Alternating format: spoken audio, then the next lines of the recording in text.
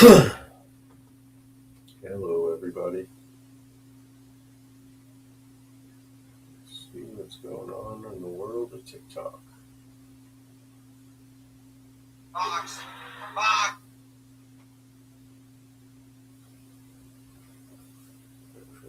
I've never liked shrugs. I love stuff.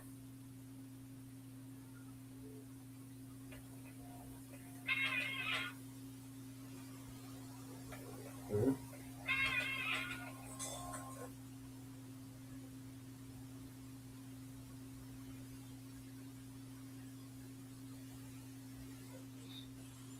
There we go. We're on. Hey.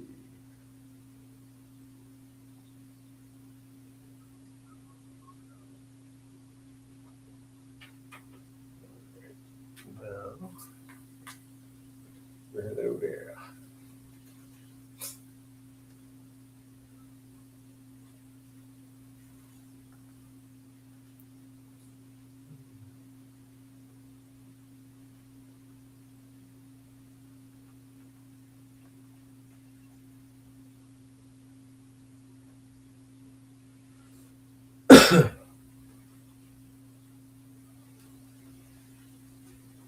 It's coming along.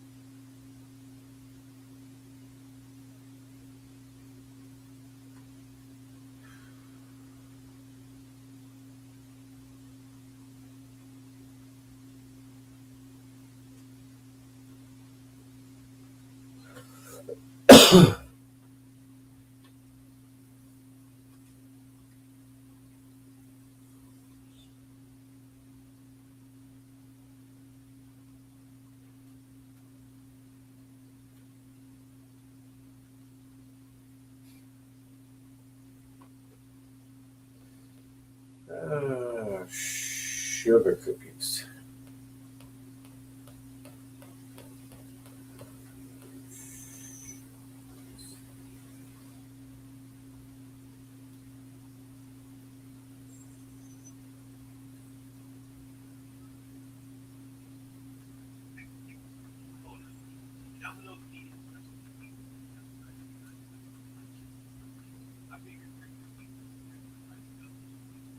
Oh yeah, I'm on there too. That changes everything.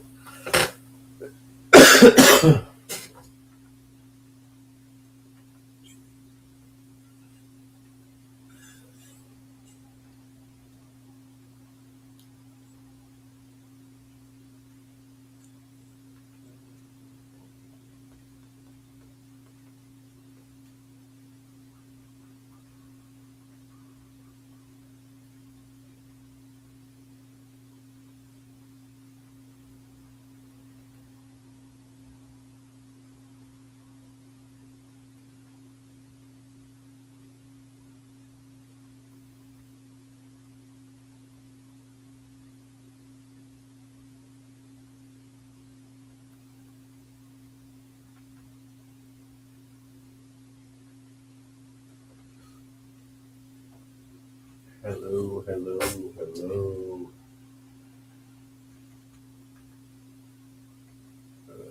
Oh, oh,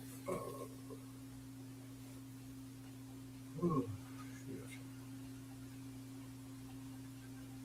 We want to watch time travel, aliens, or what else? Past life regression? No thanks. Modern mind control.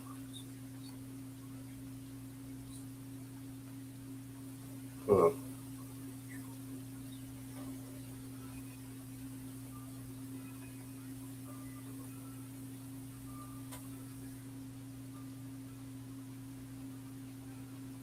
This is interesting.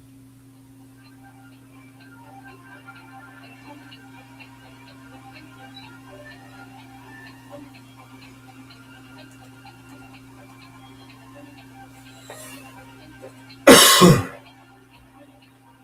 high desert and the great American Southwest. Good evening, good morning, good afternoon, wherever you may be in the world's 25 time zones. Each and every one covered like a blanket by this Covered like a blanket. In the desert. I am Mark Bell. Good to be here. It's going to be a very, very, very good show tonight.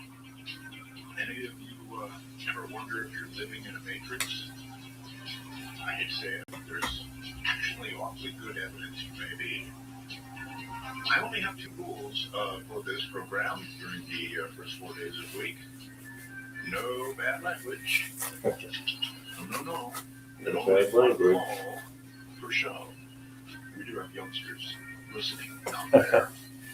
And we also have people listening out there. I would like to welcome tonight KART in Jerome, Twin Falls, Idaho. Welcome aboard. You have no idea what you're in for. 1400 AM. No idea what you're in Idaho. for. Welcome to, I guess, the network. I don't know what we are. We're a conglomeration. Okay. So I've got a few things that I want to get out before we go to our guest. The Cold War is getting hot. It really is getting hot fast. Russia is going to now counter NATO's U.S.-led missile program by, they say, deploying new strike weapons capable of piercing the shield. This is according to the president of Russia, Vladimir Putin. Putin told defense officials that by developing defenses against ballistic missiles, Washington aims to neutralize Russia's strategic nuclear deterrent and gain a, quote, decisive military superiority. Said Moscow will respond by developing strike systems capable of penetrating any missile defenses. That over the past 3 years, companies of the military-industrial complex have created and successfully tested a number of prospective weapon systems that are capable of performing combat missions in a layered missile defense system. Such systems have already begun to enter the military this year, and we are now talking about development of new types of weapons, said Putin. So, I really think that the Cold War is heating up really fast. Look what's going on in Syria, or better yet, don't. A small business jet, you may have seen it on CNN, crashed into an apartment building with a huge bang on Tuesday, killing at least 2 people aboard, shaking furniture and homes several blocks away. You can only imagine a jet crashing into your home, right? While everyone, including people across from me, were oohing and eyeing and yelling aliens and UFO, that spectacular blue UFO right over Los Angeles, which of course turned out to be the launch of a Triton from a submarine. I don't get it. I mean, really, the other folks were just screeching about that. And when you go back to what I think is really important, and that is our star, Tabby. But wait a minute. The Allen telescope arrays took a quick 1 week look, I believe, with Green Bank at Tabby, and they didn't hear anything. So all of a sudden, everybody's saying, "Well, I told you, nothing." Good Lord. Even talking to Seth Shostak, he said, "Likely they're not going to hear anything. It's too far away. 14.8 light years away, right? Almost 15 light years away. That's too far.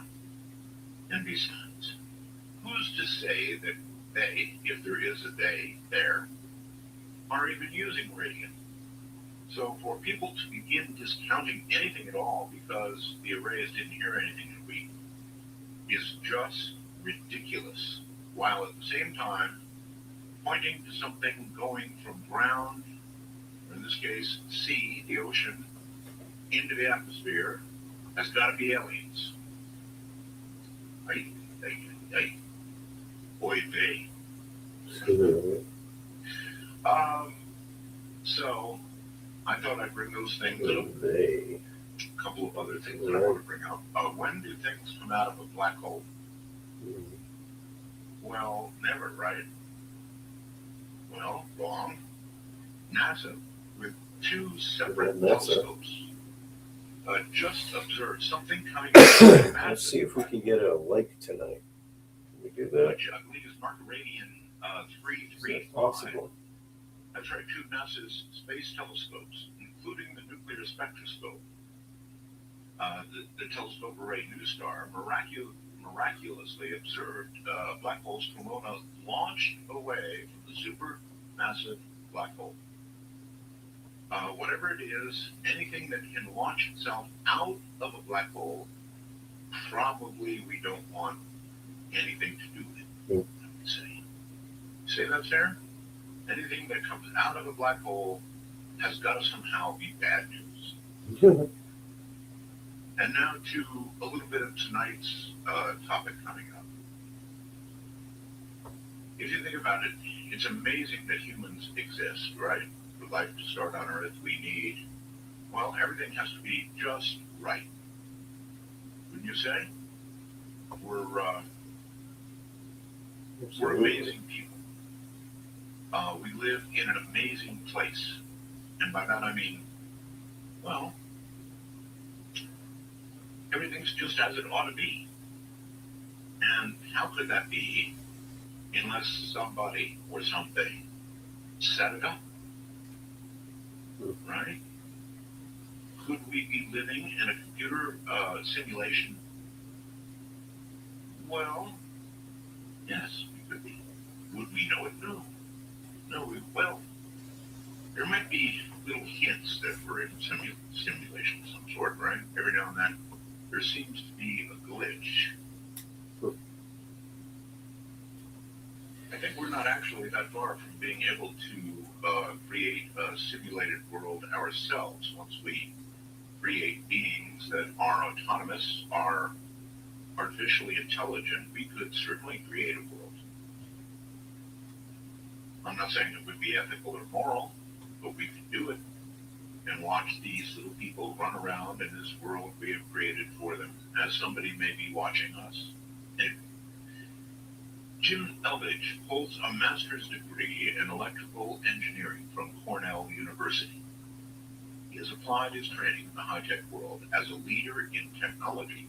He holds 4 patents, digital signal processing, kind of stuff we're talking about tonight, and has written articles for publications as diverse as Monitoring Times and the IEEE Transactions on Geoscience. For many years, Elvidge has kept pace with the latest research, theories, and discoveries in the very fields of subatomic physics, cosmology, artificial intelligence, and nanotechnology. This unique knowledge base has provided the foundation for his first book, The Universe Solved. So, coming up in a moment, we're going to talk about this possibility of living in a completely simulated world with Jim Elvidge. Should be very interesting. And this is something I bet you haven't heard in a long, long time. From the high desert, this is midnight in the desert, and believe me, it is a cold wind screaming out across this desert tonight. Walking over here, I about froze to death.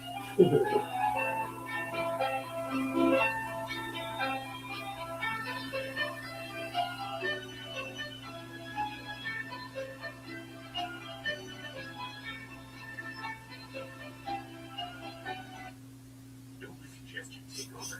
Wow, acrylic, ridiculously fast and easy congestion relief. Looking for a new home? Just search it how you say it. Realtor.com changed the way you search for homes. So you just say what you want and see what you want. Now that's really nice. Make it real with Realtor.com.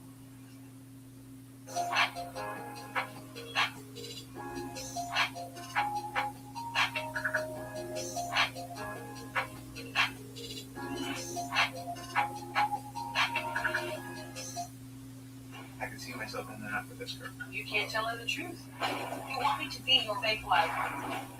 Give me some hugs right now and laugh real It's like loud. I could just draw paint Yeah, I would create a flowers thing like that. regular. What fun would that be?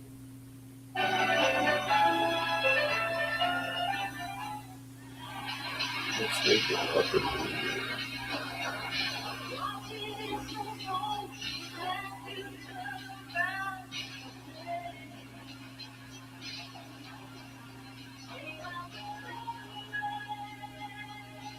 This is Midnight in the Desert. To call the show, if you're east of midnight, call 1952.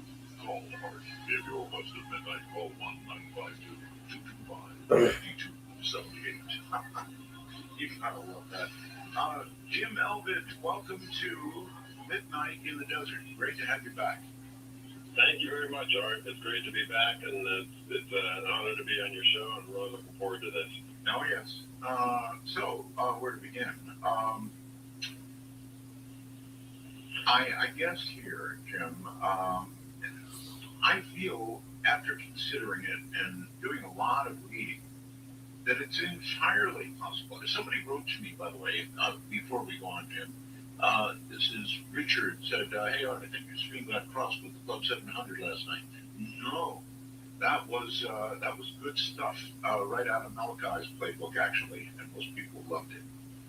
No, we didn't get crossed with anybody. So, Jim, is it possible that we're living now in a simulated environment? You know, there was a movie, of course, Matrix, but gosh, it seems so possible from so many angles.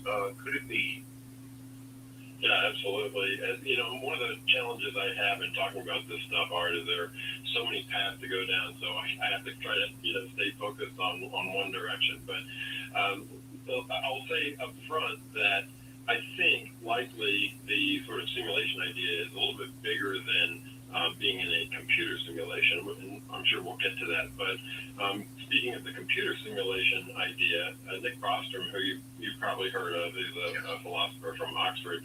He posited back, actually, I think it was the same year that The Matrix came out, and The 13th Floor, and a couple other movies that talked about the same topic. He had this paper called The Simulation Argument, and in his paper, he presents three possibilities, assuming that we get to the point where we create simulations that are indistinguishable from reality, and it's pretty clear that we're going to do that. I mean, we're already to that now with headsets and Oculus Rift and these kinds of things. Wow, one light. Thank you. Years, maybe Holy less, shit. we get something Did you fall on your phone? indistinguishable from reality. While we're experiencing it, we're totally immersed, and we think we're in a reality. So One light. his argument goes like this: given that we're going to get to that point, and at that point we'll create millions of different simulations, You have to what are honestly the odds that we're try to 20 do years one prior light. to that versus Right. in one of those millions? And, therefore the answer is the odds are pretty small. So he said there's another possibility, which is we don't get there. And there's two possible reasons why we wouldn't get there. One, we destroy ourselves over the next 20 years before we reach that state, which he calls a post-human state. That's looking increasingly possible. Yeah, that's a good one. And that's possible, certainly. And then the other option Shut is up, that man. we just consciously decide not to pursue that, and I think that's kind of a non-starter. Like, when do we ever not pursue something that has some dangerous possibilities? We never don't do that. So, cloning, nuclear technology, nanotech, you name it, we always pursue it. So I think if you're an optimist, you almost have to say the odds are very good we're already living in a simulation. If you're a pessimist, you would have to say we're going to destroy ourselves before we get the chance to. That's how his argument goes. And it's kind of hard to find fault in that logic. Maybe the end of the game is just to see whether we destroy ourselves or not. Maybe that's where game over. Want to play a game? So everything is so perfect, Jim. The sun is where it needs to be. The things we need on Earth are where they need them to be. We couldn't be here without if black if matter, dark matter, were any thicker and more abundant than it is, we couldn't exist. I mean, there's a million gazillion different things that have to be just perfect for this world to be working as it is. So You know, I mean, you can certainly posit that somebody put that together, and the game is on, as it were. Right. And you've mentioned just a few of them, but even just the ability to have a reality, just the ability to have space, is incredibly improbable. Something like, I think there's one part in 10 to the 115th where the universal constant cancels out vacuum energy. That's a really incredible coincidence. And they say that the deviation in the expansion rate of the early universe of 1 part in a billion, either way, would render the universe void. It would either rip apart so fast that matter would not be able to form, or it would contract on itself and disappear. So, and there's dozens of these kinds of things. Even before you get into the rare odds of creating life. So yeah, it does seem to be lined up exactly perfectly, which some people would say, okay, well, that's evidence of a creator of sorts. But then the scientific argument against that is the anthropic principle. It's a combination of the anthropic principle, which says that, of course, we're in something that's perfectly designed, because otherwise we wouldn't be here to observe it. But that implies that there must be, literally, and I know this isn't a word, zillions of other universes or other constructs out there in that sort of quantum mechanics, mini worlds interpretation of quantum mechanics. There has to be such an incredibly huge number of universes that don't have the right set of parameters to create matter and to create life, and we just happen to be in the one that isn't. And I don't know, to me that sounds like much more hand waving than the idea that you have some large system that constantly improves on itself and fine tunes itself over time, which is more the way I think the universe might have evolved. Well, again, if you go back to the Matrix idea for a moment, it might not be perfect. Number one, it seems to me that the designers would have to create something to keep us a little bit in line. Now, that would be God, or that would be something in our brains or our genetic makeup that causes us to worship. Now, if you go to the most remote islands in the world, they worship something. The sun, the moon, the local water supply, whatever it is, they worship something. Everybody does. It's like, as human beings, we are programmed to worship something. And so the creator would have to throw that in, I suppose, to keep us in line, eh? Yeah, I think so. And actually, it's interesting you bring that up, that probably the origin of those elements of worship are things like spiritual experiences. So most all religions have at their core a spiritual experience that they're based on. The spiritual experience that, from Judaism and Islam and Christianity and other shamanistic religions, they have commonalities, which is very interesting in and of itself. Those commonalities are things like the idea that we're all connected somehow, and that we're connected to something greater, and that God or whatever is within us. And it's so consistent around the world and across time that you have to attach some significance to that. Yes.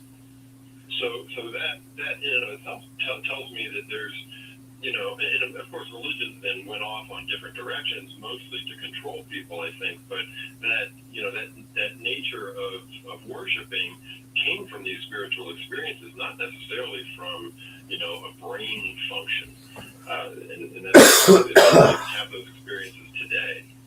So mystical experiences are relatively common. How far are we in years, Jim, from being able to create,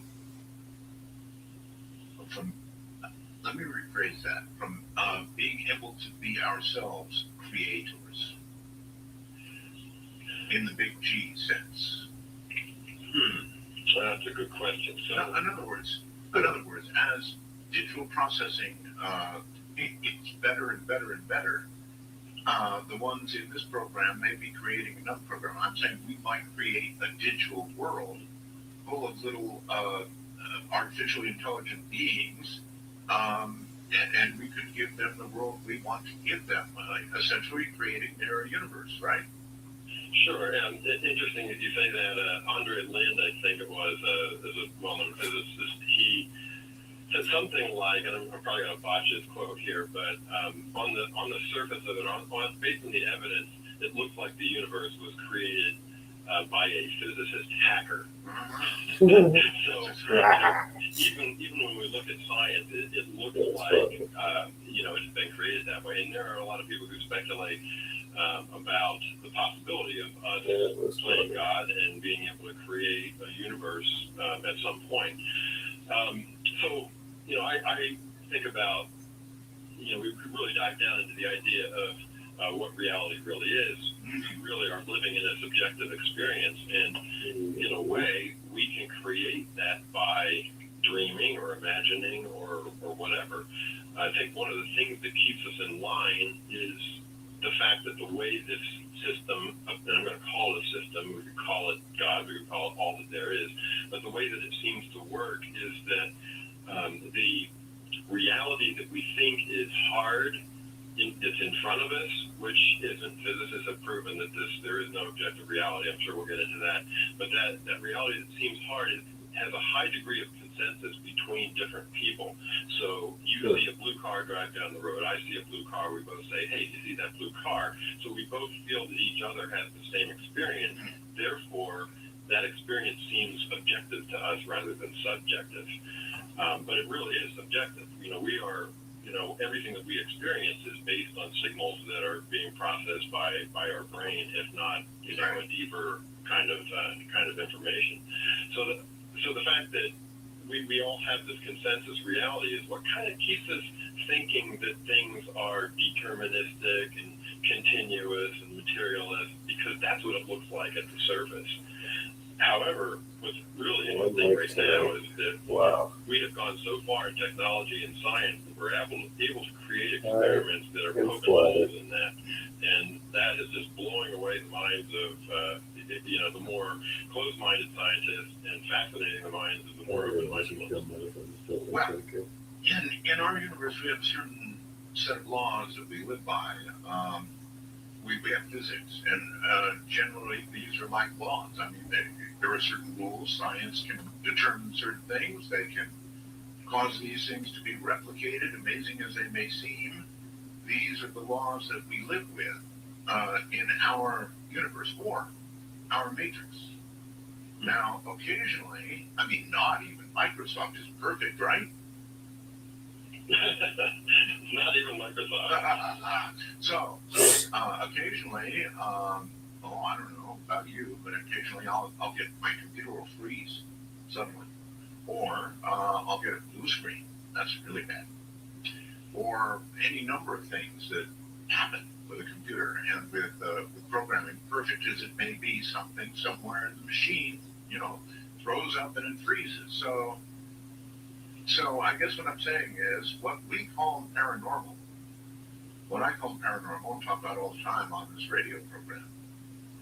Maybe it's somebody's programming error, some update that didn't happen right or something, and something glitches in our world, in our matrix, if you will, something that shouldn't happen according to the normal laws of physics as we understand them, happens, and we can't explain it. So we put it away somewhere, and we don't. We just say, glitch.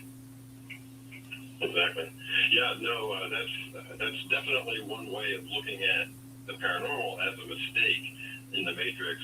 It could also be perhaps we're meant to be able to experience those things rarely, or certain people might be able to experience them because it gives us a hint of a greater reality, and it gives us a hint of, or gives us the impetus to push forward with research and things like that, which are really interesting and keeps things moving. So it could be either way, but the paranormal, people freak out at that word, but my goodness, the studies that have been done really demonstrate that it exists. I'm sure, I know you're aware of the Global Consciousness Project, Princeton.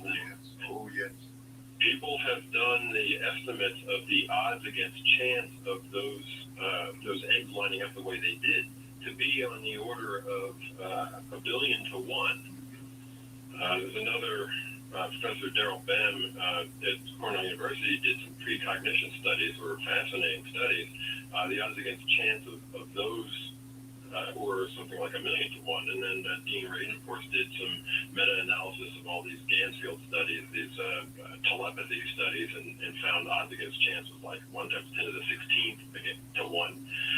So it exists. Yeah, the paranormal, or what we call paranormal, which you could call subtle energies or something like that, it exists. It's just not deterministic. We can't reproduce it all the time. Maybe some people can a little bit, but there was even a cute little offshoot from what they did at that university, and they created a little program for computers. I wonder if you ever saw it.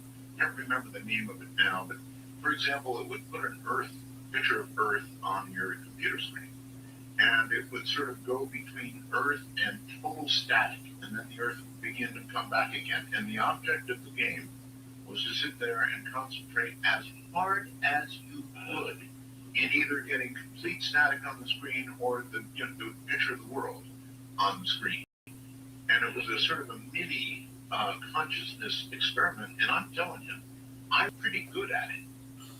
Interesting. That's great. Did you kind of record the results and find? I mean, I always think about these things in terms of mathematical probabilities, and sure enough, similar kind of thing, Art. I've had these experiences where I see the number 1111 all the time, and I have friends that do as well. I don't know what the deal is with 1111, but I started thinking, oh well, just coincidence. I happen to be looking at my watch and my phone a lot, so of course I see it. So I actually did. I did the analysis of it. I wrote down every single time I saw it. It was only 2 times during the day when you're going to see it. Over a period of 2 months, I wrote every one down, and then I also did at a separate time. I estimated how often I looked at my phone, and it turns out it is statistically significant. So, all right. Well, there you have it. Your legend matrix. Hold on. Jim Elvich is with us. I'm Arthur.